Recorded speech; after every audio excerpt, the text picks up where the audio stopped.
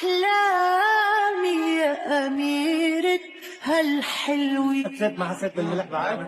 لا. حد سألك مرة عني ما تقولش موضوع انتهى. أسامحك لا، أغفر لك لا، أنا مش نبي ولا إله. كتير حذرتك، كتير انكرتك، من حسن حزنك شفتك معاه.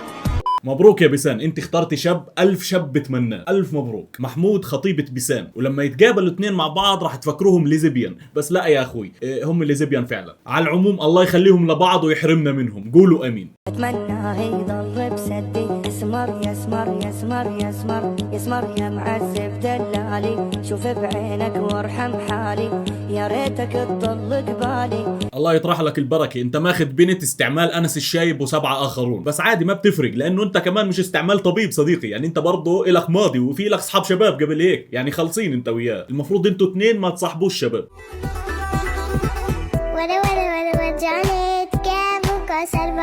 ولا واحد فيكم ينبش في ماضي الثاني، لانه انتوا اثنين ماضيكم وحاضركم زي الكندر. المهم خطيبة بيسان مش راح تحرمنا من بيسان، واتوقع بعد ما يتزوجوا راح يورجينا بيسان وهي بتولد مثل شروق يوم ما دراي فود جوز هذا صورها وهي بتولد. يا رب يلا قول يا رب.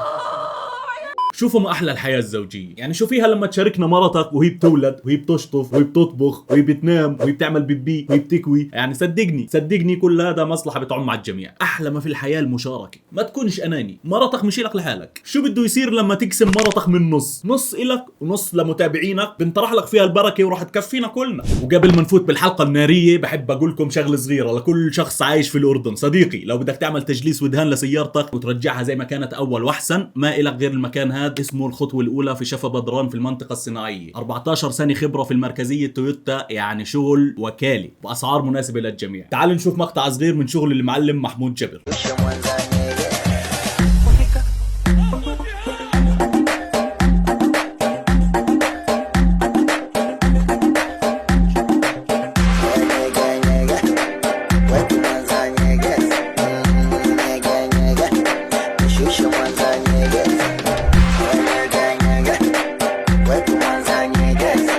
وهذا الرقم للتواصل، رنوا عليه واحكوا له عن اي مشكله بتواجهكم بسيارتكم وراح يحل لكم اياها ان شاء الله وبشغل انظف مما تتخيل. ويلا نفوت بالحلقه اللي احنا بنستناها. الله يسعد لي صباحكم او مساكم على حسب انتم اي ساعه بتحضروا فيه.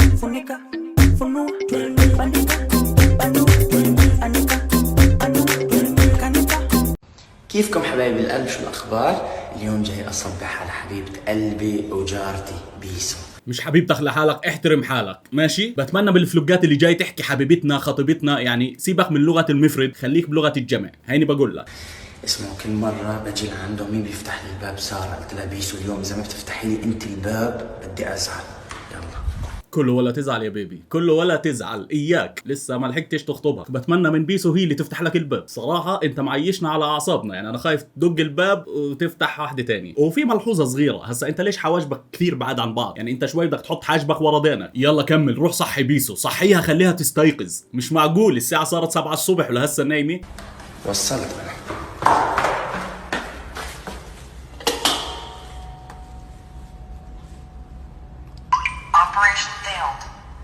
بس وانت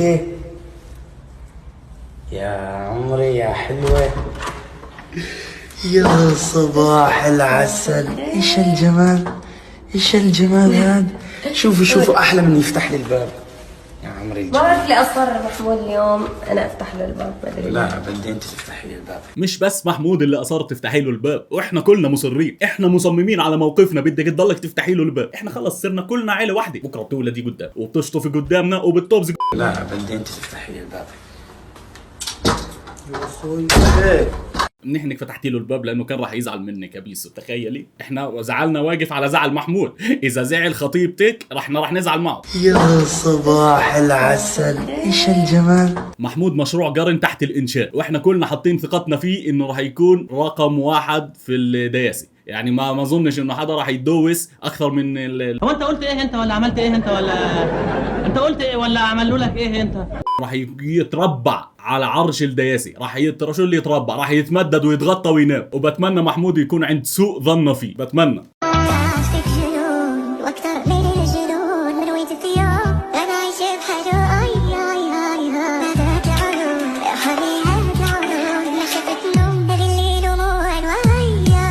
بكره راح تولع مشاكل بيناتهم. وعلى شو يا حذركم، بكره هو بيلبس فستانها وبيطلع وهي بتصحى بتلاقيش اشي تلبسه فبتروح تلبس كلسون محمود كانتقام، بيدخلوا في صراعات. انا راح احرق لكم الحلقات اللي جاي. يعني بكره بيصير يتطاوش على قلم الحمره، انا هذا قلم الكحل انا شاريه. الله يتمم لكم على خير. انا ما بتمنى الشر لاي شخص، خصوصا الاشخاص اللي راح نعمل عليها محتوى ان شاء الله بعد ما يتجوزوا. بس الاثنين نفس الاحتياجات، والا ما تصير مناوشات على الميك اب وعلى الاندروير، الا ما تصير في صراعات في الموضوع هذا.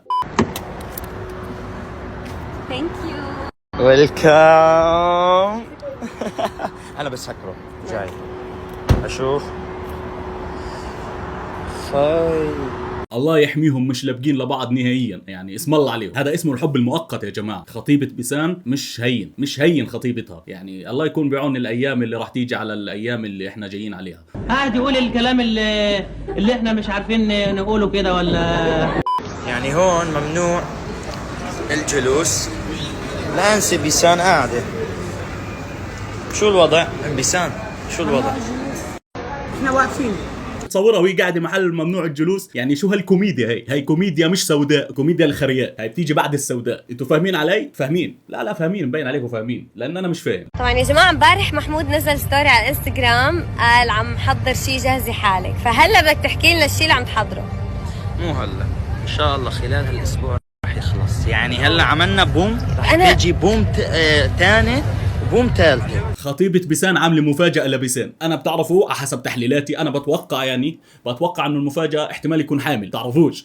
بس حبايبي قدام الكاميرا، تمام، قدامي بيسان، بوعدكم وعد انه انا وبيسان نضل طول العمر مع بعض.